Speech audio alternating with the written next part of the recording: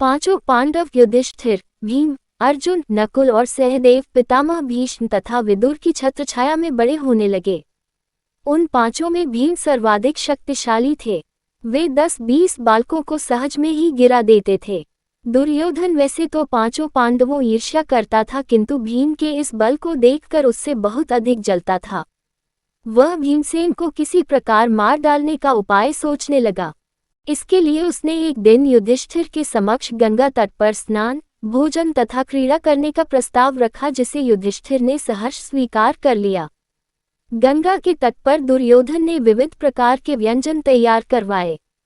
स्नान आदि के पश्चात जब सभी ने भोजन किया तो अवसर पाकर दुर्योधन ने भीम को विषयुक्त भोजन खिला दिया। भोजन के पश्चात सब बालक वहीं सो गए। भीम को विष के प्रभाव से मूर्छा आ गई।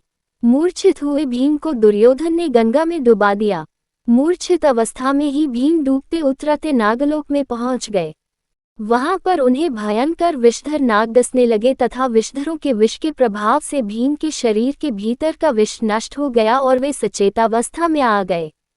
चेतना लौट आने पर उन्होंने नागों को मारना आरंभ कर दिया और एक के पश्चात एक नाग मरने लगे।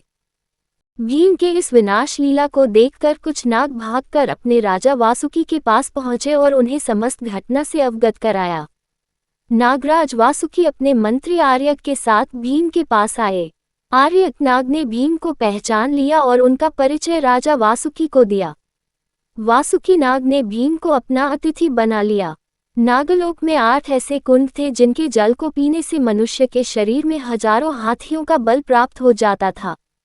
नागराज वासुकी ने भीम को उपहार में उन 8 कुंडों का जल पिला दिया।